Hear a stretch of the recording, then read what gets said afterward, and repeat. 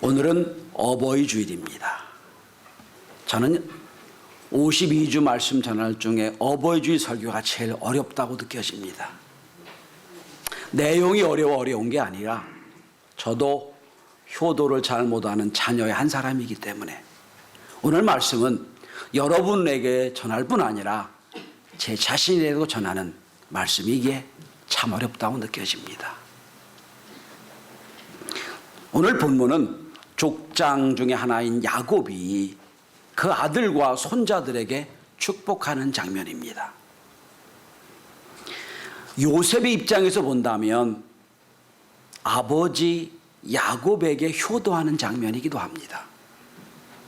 저는 이 말씀을 함께 나누면서 우리가 어떻게 이 시대에 우리 부모를 효도할 것인가, 이 말씀을 함께 나누며 은혜를 나누고자 합니다.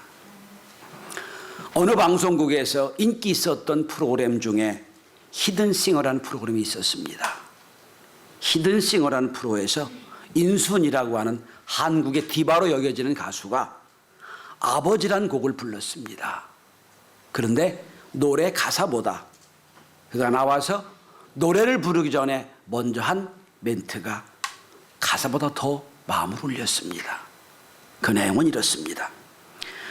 어릴 적 내가 보았던 아버지의 뒷모습은 세상에서 가장 커다란 산이었습니다.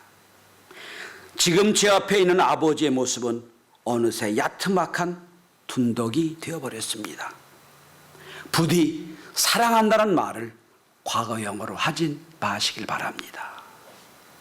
성도 여러분, 효도는 과거형 동사가 아닙니다. 효도는 현재형이 되어야 맞습니다. 사랑한다는 말을 과거형으로 하지 마시길 바랍니다. 저는 효도란 말씀을 함께 나누면서 효도가 오늘 저와 여러분에게, 우리 교회에게 현재형 동사, 현재형 명사가 될 수 있기를 바랍니다. 오늘 요셉의 효도는 첫째로 부모의 권위를 인정하는 것으로 시작을 합니다.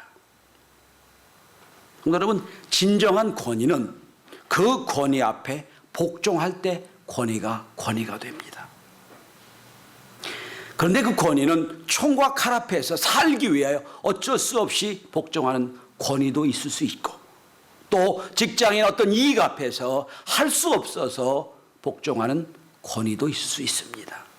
그러나 진정한 권위는 칼과 총 앞이 아니고, 진정한 권위는 눈에 보이지 않는 권위라 할지라도 내가 그 권위 앞에 기꺼이 복종할 때 권위는 권위로 인정받게 되는 겁니다. 요셉은 오늘 그 아버지 야곱에게 두 가지 행동을 통하여 아버지 권위를 인정합니다. 권위 앞에 무릎을 꿇습니다. 첫째는 자기 아들들을 할아버지 야곱에게 무릎 꿇게 하는 일이 권위를 인정하는 행동이었습니다. 여러분, 이 야곱은 지금 나이가 많아 눈이 어두워 보이지 않는 사람입니다. 야곱은 사실은 경제력도 없습니다. 지금 사실은 자기가 자기 아버지와 자기 온 가정을 가나안 땅, 흉년된 가나안 땅에서 애굽으로 인도해내서 여기서 살게 하는 거예요. 아버지는 전혀 힘이 없어요. 모든 영향력이 자기에게 있는 상황입니다. 요셉이 손끝에 있어요.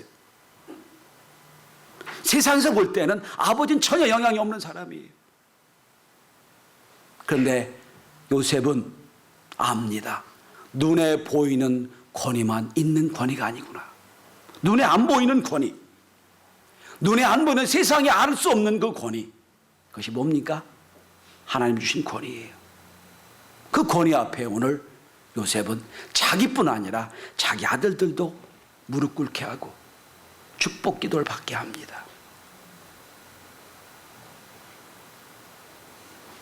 요셉은 그 두 아들을 기꺼이 불러서 각 아버지 앞에 가까이 가게 해서 아버지로 하여금 두 아들에게 축복 기도하게 합니다. 안수하게 해요. 애굽에서는 제2인자예요. 바로 왕 바로 다음 아무도 요셉을 건드릴 사람이 없는데 그 아들 요셉도, 그 아들의 아들 두 자녀도 아무것도 없는 무능력하고 눈도 안 보이는 그 아버지 앞에 무릎을 꿇습니다. 왜 그렇습니까? 세상이 줄 수 없는 권위를 부모가 가졌다가 믿기 때문이에요. 자기가 다 가지고 있는 것 같지만 성경이 말씀하신 하나님의 권위, 하나님의 축복의 권위가 어떻게 됩니까? 하나님은 족장과 부모와 제사장을 통하여 주신다는 걸 알고 있어요. 그러니까 죽기 전에 그는 아버지 앞에 무릎을 꿇고 복을 달라고 하는 겁니다. 성도 여러분, 오늘 우리 시대는 눈에 보이는 것만 전부인 줄 아는 시대입니다. 눈에 보이는 돈, 눈에 보이는 힘. 그러나 교회에서는 눈에 안 보이는 권위, 눈에 안 보이는 힘이 있음을 믿는 사람들이 고백하는 것입니다. 두 번째로, 오늘 아버지 요셉이 두 아들을 축복하는, 두 손자를 축복하는데 손을 어긋마저 축복합니다. 아니, 요셉이 보기에 큰 아들에게는 오른손으로 축복하고 작은 아들에게 왼손으로 축복해야 되는데 이걸 어긋마저 축복합니다. 아버지, 그게 아니에요. 나도 안다. 처음에 요셉은 아버지가 실수하는 줄 알았어요. 근데 아버지 야곱은 실수하는 게 아니고 하나님의 은혜로 둘째 아들이 더 축복을 받아야 된다 선언하는 겁니다. 항의를 했지만 아니에요. 하나님의 뜻이 다른 데 있구나 인정합니다. 그리고 야곱의 의도대로 둘째 아들에게 더 큰 축복을 하는 것이 오늘 본문의 이야기예요. 때로 우리 부모들이 행동하는 걸 볼 때 우리가 보기에 못마땅할 때도 있어요. 그게 아닐 수도 있어요. 그러나 진정한 권위는 우리 아버지가 우리 어머니가 뜻이 있겠지. 그리고 인정하는 것, 그것이 진정한 효도라고 생각합니다. 저는 진정한 효도는 그 부모가 나를 이 땅에 낳게 한 부모이기도 하지만 영적으로 볼 때는 하나님의 축복이 하나님으로부터, 제사장으로부터, 족장으로부터, 부모로부터 온다는 사실을 깨달을 때 힘을 갖고 있는 대통령이지만 내 힘으로는 안 됩니다. 주님 나를 도와주옵소서. 이게 공개적으로 하나님의 권위 인정하는 거 아니겠어요? 다니엘 벨라 같은 종교사회학자는 그건 신앙이 아니다, 그건 문화다라고 얘기하지만 문화건 신앙이건 간에 공개적으로 하나님이여 나를 도우소서, 이 말 한마디가 미국의 영적 권위를 인정하는 거라고 생각을 합니다. 진정한 효도는 부모의 권위를 인정하는 데 시작을 합니다. 둘째로, 오늘 요셉의 효도는 자녀들 앞에서 부모를 존경하는 행동으로 나타납니다. 오늘 요셉의 두 아들은 할아버지 야곱을 처음 봐요. 근데 이 할아버지 야곱은 두 손자가 볼 때는 참 존경할 만한 아무것도 없는 사람이에요. 왜냐?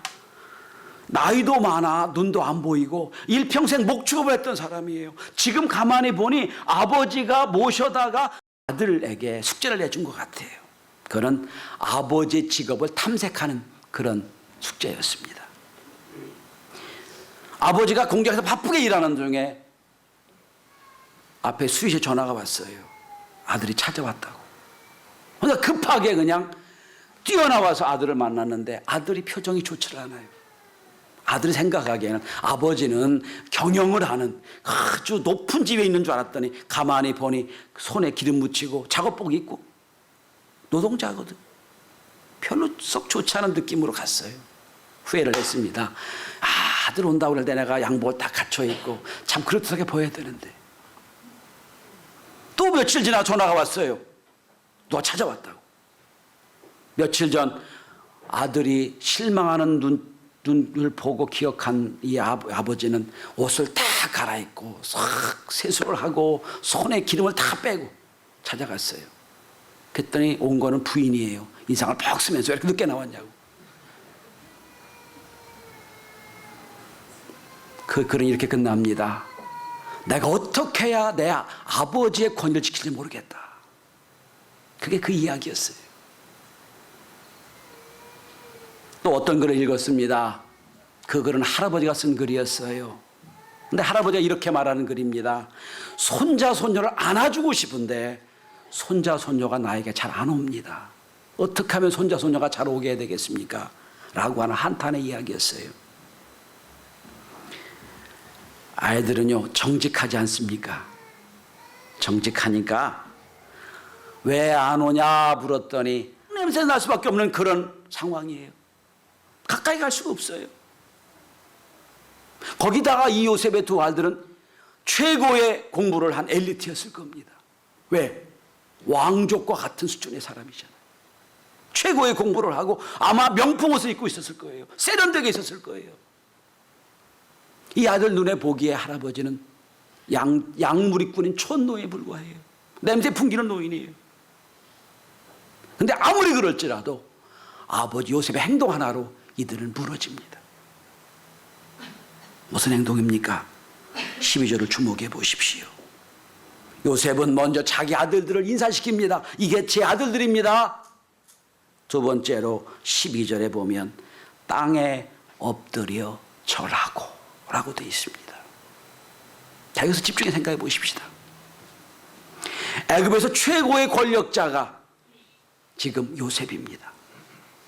자기 아들들은 자기 아버지가 한 번도 누구 앞에 절한 적을 본 적이 없어요.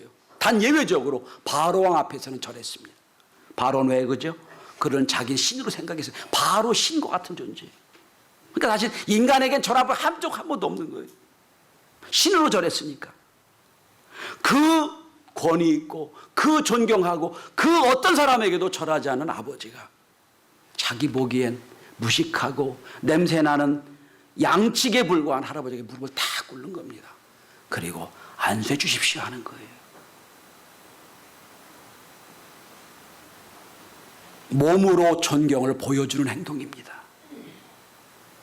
자녀들에게 존경해야 된다 이게 아니에요. 아무것도 가지지 못한 무능력한 아버지지만 갑자기 무릎을 다 꿇습니다. 아버지 축복해 주세요. 말로 효도하는 게 아니라 행동으로 보여주는 겁니다. 신앙이든 효도든 말로 끝날 수 없는 겁니다. 행동으로 연결될 때 진정한 신앙이요 진정한 효도가 되는 겁니다. 그러니 이 자녀들은 무슨 얘기 할 수가 없어요. 가장 존경하는 가장 높은 아버지가 할아버지가 무릎을 다 꿇고 복을 달라고 비는 모습, 그게 행동으로 보이는 효도의 모습이 아닌가요? 여러분들이 좀 우리가 보기에는 부족하고 무능력하고 좀 모자란 것 같지 않은 우리 부모들이지만 그 부모 앞에 무릎을 꿇고 얘야 성경에 보면 성경의 축복은 하나님이 족장으로 제사장으로 부모를 통하여 준단다. 네가 모르는 영적 권위가 부모에게 있단다.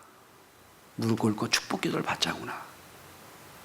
그리고 스스로 무릎을 꿇고 안수받기를 원할 때 그 행동을 보일 때 그것이 진정한 효도라고 생각을 합니다. 또 우리 성도들이 말로 끝나는 효도가 되지 않기를 바랍니다. 행동으로 보여 우리 자녀들이 무슨 불평과 원망을 해도 스스로 딱 서서 부모에게 축복을 받을 때 진정한 효도가 시작이 된다고 생각을 합니다. 마지막 세 번째입니다. 요셉의 효도는 자녀가 하나님의 은혜임을 고백할 수 있게 한 일이었습니다. 자녀 주신 것이 하나님의 은혜다 고백할 수 있는 것.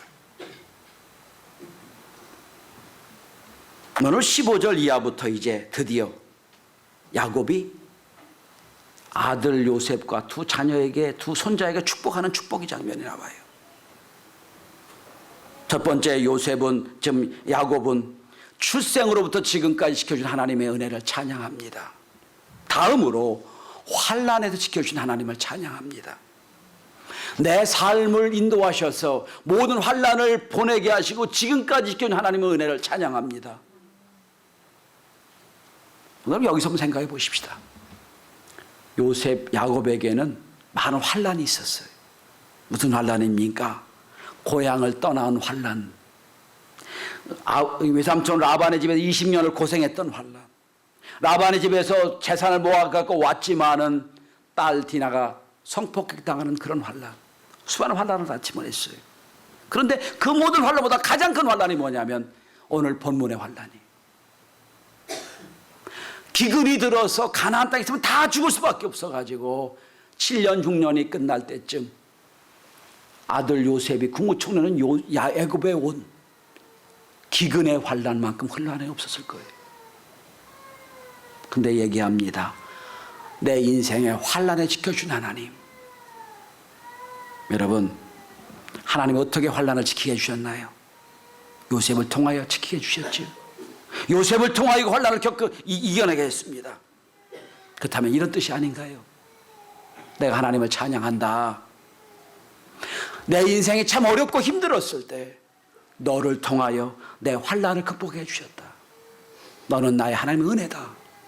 너를 나에게 주신 것은 내 인생의 환란을 통하여 은혜를 베풀어 주신 하나님의 은혜라고 생각한다.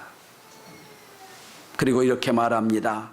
하나님이여, 이 자손들이 우리 대대로 아브라함과 이삭과 나의 이름으로 불리우도록 복을 내려주십시오. 전통적인 축복이에요. 그리고 하나님, 이들이 오늘 본문에 보시면 번성하게 도와주십시오. 이렇게 축복 기도를 합니다. 여러분, 여러분의 자녀를 보고 또는 우리 부모가 우리를 보고 하나님이 너를 이 땅에 낳게 하신 것은 나에게 은혜 주신 거다. 너를 통하여 내 인생이 어렵고 힘들었을 때 모든 곤고한 중에 너를 통하여 내가 극복할 힘을 얻었단다. 하나님 감사합니다 할 수 있는 은혜. 1952년도 메가더 장군이 자녀를 위한 기도라는 기도문을 씁니다. 제가 수년 전 이 기도문을 여러분에게 몇 번 설명해 드린 적이 있어요. 오늘 본문은, 오늘 저는 이 말씀을 다 드리기 쉽지 않고 맨 마지막 한 구절만 다시 한번 소개합니다. 그리하여 나 아버지는 어느 날 내 인생이 헛되이 살지 않았노라고 고백할 수 있도록 도와주시옵소서. 내 자녀를 보면서 내 인생의 보람이었습니다. 자녀를 보면서 내 인생이 헛되이 살아오지 않았습니다. 고백할 수 있도록 도와주십시오. 대한신경정신의학회가 서울과 6대 도시에서 20세 이상 59세 이하 성인 남녀 1000명을 대상으로 정신건강과 행복에 대한 설문조사를 했습니다. 응답자의 33%가 불안이나 초조와 같은 스트레스를 경험했고 56%는 우울증을 의심해 본 적도 있다고 통계 결과가 나왔습니다.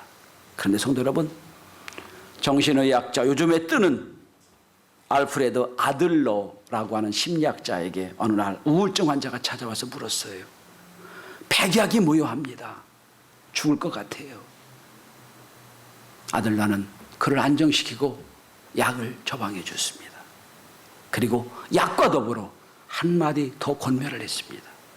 이제부터는 약을 2주 동안 잘 드시고, 그리고 부탁을 하겠습니다. 매일 3개, 4개 착한 일을 찾아서 해보십시오. 우울증 사라질 겁니다. 어떻게 됐을까요? 사라졌습니다.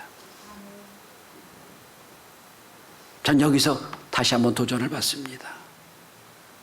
여러분, 우리가 부모에게 효도하고 가정에게 착한 일을 할 때 나도 알지 못하는 내 속에 기쁨이 솟아납니다. 인생의 가치와 의미를 다시 한번 깨닫게 되는 거라고 생각을 합니다. 결론을 맺습니다. 효도하자고 모인 주일입니다. 저도 불완전하고 여러분도 아마 효도란 말 앞에는 다 부족할 겁니다. 그러나 잊지 마십시오. 우리 부모가 있어서 오늘 내가 존재하고 있습니다. 눈에 보이는 부모를 공경하지 않는 자가 눈에 보이지 않는 하나님을 어떻게 공경할 수 있겠습니까? 부모의 영적 권위를 존중해 주십시오. 말로 효도하는 게 아니라 행동으로 효도함을 보여주십시오. 내가 내 자녀에게 받고 싶은 효도를 내 부모에게 한다면 오늘 성경에 약속한 내 생명이 길리라, 내가 복되고 장수하리라, 이 축복의 약속이 오늘 말씀대로 사는 우리 모두에게 영원히 함께 계실 줄 믿습니다. 그 은혜가 저 여러분에게 함께하길 바랍니다.